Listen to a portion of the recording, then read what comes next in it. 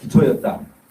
그런데 한국 대법원은 전원합의체 판결로 2018년 10월 30일 제2차 세계대전 중 구일본 제철의 한국인 노동자가 신일본 제철 죽음을 상대로 제기한 소송에서 1억 원씩의 위자료 지급 판결을 선고하였고, 이 판결에 기한 신일본 제철의 한국 내 자산에 대한 한국 법원의 강제 집행이 개시되었다. 이로 인하여 1965년 한일 청구권 협정이 바탕이 되어 유지되어 왔던 교류 협력의 기초가 흔들리는 결과를 가져오게 되었다. 이 대법원 판결은 한일 관계에 큰 균열을 일으키고 전후 최악이라고 평가될 만큼 한일 관계의 악화를 가져온 중대한 요인이 되었다. 이러한 현상에 대해 법적, 정치적인 적절한 대처가 지연된다면 한일 관계는 결정적인 파국에 이를 우려가 있다. 그것은 한일 양국의 국민 내에 있어서 심각하고 중대한 불행을 가져올 것이다. 지금 양국 국민은 이러한 파국을 회피할 수 있도록 지혜를 다하지 않으면 안 된다. 한일 양국의 법률가인 우리는 양국 관계를 진지하게 우려하는 법률가의 입장에서 양국의 정부 및 사법 관계자에게 현명한 대응과 조치를 요구하고자 아래와 같이 성명한다. 첫째, 제2차 세계대전 중에 한국인 노무자의 손해 등에 관한 청구권은 1965년 한일 청구권 협정으로 국제 문제로서는 완전하고 최종적으로 해결된 것이며, 한국 대법원 판결이 인정한 위자료 청구권도 이것과 다른 것이 아니다. 이 입장은 일본 최고재판소 2007년 4월 27일 판결과 한국 대법원 판결의 권순일, 조재현 대법관의 반대 의견과 기본적으로 같은 것이다. 우리는 이러한 입장이 국제법적으로도 정당한 것이라고 생각한다. 둘째, 한국 대법원은 원고들이 일본 제국에 의한 불법이고 반인도적인 식민지 지배의 피해자이며, 이러한 피해에 의해서 원고들이 받은 고통에 대한 위자료 청구권은 한일 청구권 협정에 의해 처리된 청구권에는 포함되지 않는다고 판결했다. 그러나 역사적 진실은 아편 전쟁으로부터 제2차 세계대전에 이르기까지 1세기에 걸친 기간의 큰 틀 아래 객관적 자료에 근거한 역사 연구에 의해서 해명되어야 할 문제다. 역사적 진실은 자유로운 비판이 보장되는 가운데 냉정한 분석에 의하여 역사가들이 규명해야 할 문제다. 실제로 일본에서는 물론이고 한국의 역사학자로부터도 이러한 역사 해석에 대해서 유력한 이론이 제기되고 있다. 그리고 사법부가 특정한 역사 해석을 내리는 것은 법 해석의 측면이나 학문 연구의 측면에서도 결코 바람직하지가 않다. 1965년 한일 청구권 협정은 그 체결에 이르기까지 한일 양국이 13년간 다대한 노력을 기울인 교섭의 과정을 통해 체결된 역사를 가지고 있다. 이 국제협정은 양국 및 양국 국민 사이의 청구권에 관한 문제가 완전하고 최종적으로 해결되었다는 것을 명시적으로 확인하고 있다. 이 협정은 그 후 양국의 우호 관계와 발전의 기초가 되었다.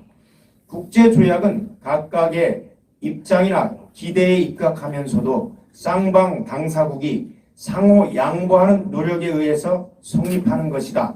따라서 이 협정도 그러한 예외가 아니다. 우리는 동협정의 취지를 존중하는 것이 장래에 걸쳐서 양국의 우호 관계와 발전을 보증하는 유일한 길이라고 확신한다. 넷째, 한일 양국은 각국 국민의 국내외의 사유재산권에 대해 보호할 국가적 책무가 있고, 양국은 이런 각국의 입장을 상호 이해하여야 한다. 따라서 한일 청구권 협정을 무력화하는 대법원 판결에 기한 일본 기업에 대한 강제 집행에 대하여 한국 정부는 1965년 한일 청구권 협정을 존중하는 입장에서 이 문제 처리에 직접 나서야 한다.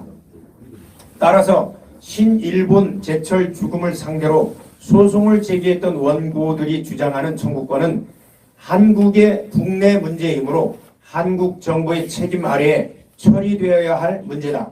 한국 정부 사법당국은 대국적인 견지에서 강제 집행을 정지하고 1965년 한일 청구권 협정의 정신에 기초한 해결의 길을 찾아야 할 것이다. 일본 정부는 한국 정부가 이러한 해결의 길을 찾아낼 수 있도록 가능한 모든 지원을 실시해야 할 것이다. 한일 양국의 정부 사법 관계자는 양국 관계의 파국을 회피하고 진정한 우호 관계를 재구축할 수 있도록 최대한의 노력을 다해줄 것을 촉구하는 바입니다. 우리는 한일 양국의 법률가들로서 상호 연대하여 이상과 같이 성명합니다. 2019년 12월 23일 한국 측 고영주 참여자 대표 변호사 전 서울 남부지검 검사장 박인환 변호사 전 대일 항쟁기 강제동원 피해 조사 및 국외 강제동원 희생자 등 지원위원회 위원장 김태훈 변호사 한반도 인권과 통일을 위한 변호사 모임 상임대표 석동현 변호사 전 부산지검 검사장 고영일 변호사 장재원 변호사 정선미 변호사 김기수 참여자 간사 변호사 위안부와 노무동원 노동자상 설치를 반대하는 모임 공동대표 정진경 변호사 변호사연합 공동대표 이우연 참여 지식인 낙성대 경제연구소 연구위원 일본 측 타카이게 가치있고 참여자 대표 변호사 아라키 다오사무 변호사 오자키 유키히로 변호사 전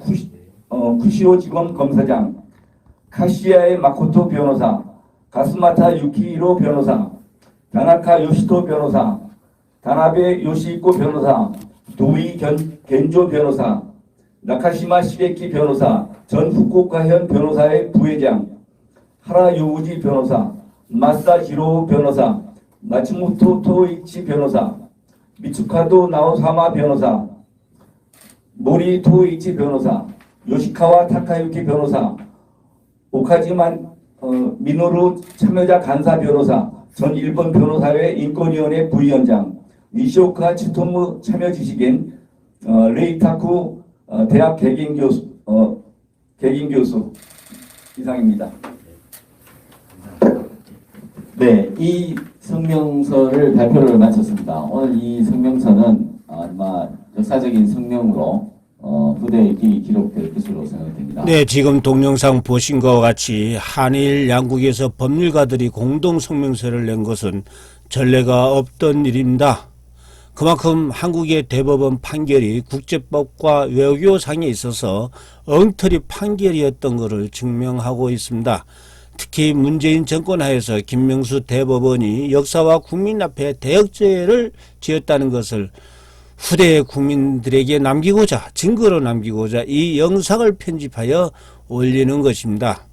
자유 대한민국 체제를 뒤집는 난세를 만든 촛불광란과 국민을 선동하고 세뇌시키는 콜레기 언론에 맞서서 유튜버 의병이 국민 여러분에게 알리고자 하는 것입니다. 이 영상 많이 전달해 주시고 그래서 많은 국민이 깨달아서 문재양 정권과 김명수 대법원이 잘못된 판결이 역으로 오히려 지금까지 잘못되어 온 국민들이 반일 감정을 각성시켜서 미래지향적인 친일 양국의 우호 시대를 열어가는 계기가 되기를 희망해 봅니다. 하문인십 TV 신백훈입니다. 감사합니다.